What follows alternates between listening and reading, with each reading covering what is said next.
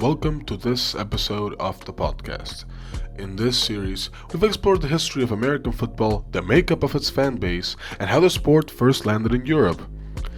Today, we bring this story into the present.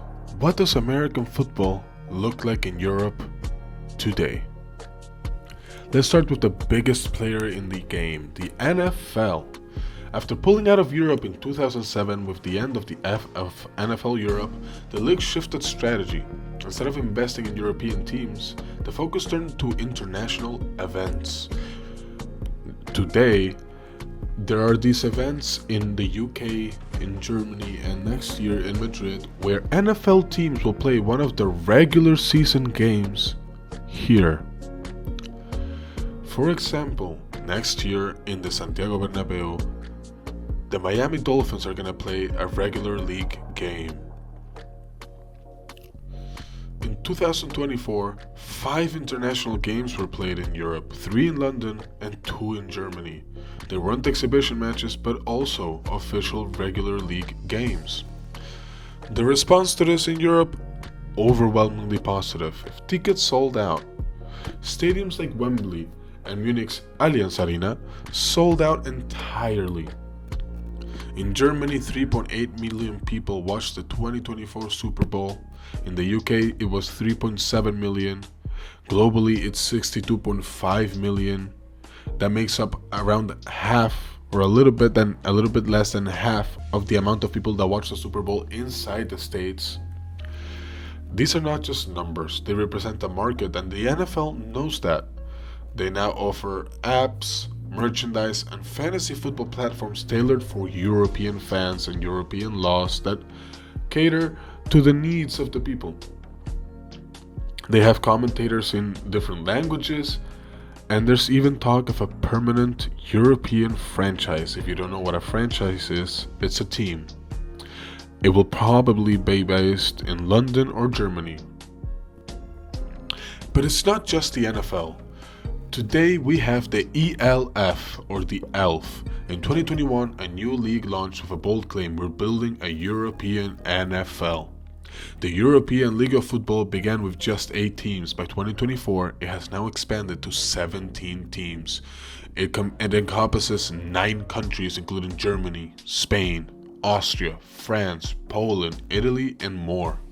The ELF's model is simple but ambitious. It operates as a professional league with standardized uniforms, television rights, and player salaries, something many national leagues still cannot afford. Games follow NFL rules, and the season runs during the summer to avoid overlap with the NFL calendar, and therefore losing some of its viewerships to the NFL. This way, the fans of the sport can watch the NFL during the regular season and the ELF during its summer league. Spanish fans, for example, can now watch the Barcelona Dragons face up against clubs from Germany or Poland. It's the return of the Barcelona brand, once used in NFL Europe, revived for a new generation. So far, the ELF has struck a chord. Games are broadcast live, players engage with fans on social media, and attendance, especially in Germany, continues to climb. It's not yet at the NFL levels, but it's bridging the gap between amateur passion and professional structure. Despite the importance of the NFL and the ELF, local leagues remain essential to the sport's survival and growth. In Spain, the LNFA, formerly known as Serie A, continues to be the top national competition. Though semi-professional, it serves as a critical pipeline for player development. Teams like the Badalona Dracs, Osos Rivas, and Valencia Firebats dominate the field and maintain loyal fan bases. The LNFA also supports youth and junior divisions, allowing players to start as early as age 12 to play professionally. Some go on to represent Spain in international competitions or even earn scholarships to play college football in the US. Other countries have similar models. Germany's GFL, German Football League, remains one of the most competitive and well-supported leagues on the continent. Austria's AFL and France's Division 1 also provide important infrastructure. It's not just the men's leagues. Women's football is growing too, with dedicated teams and competitions appearing in Spain, Germany, and Scandinavia. What are the challenges?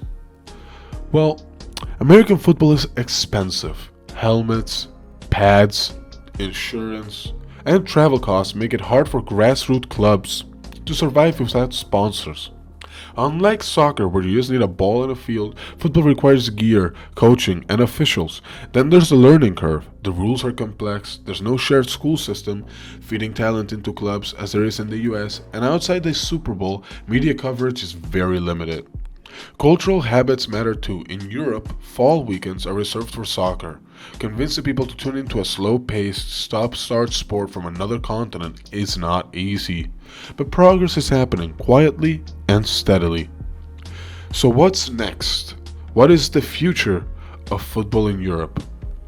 Well, it might not look like the NFL was able to transplant its model into Europe, but it looks like it's gonna become a hybrid system with a little bit of the soccer model of local leagues feeding into a more NFL style European league.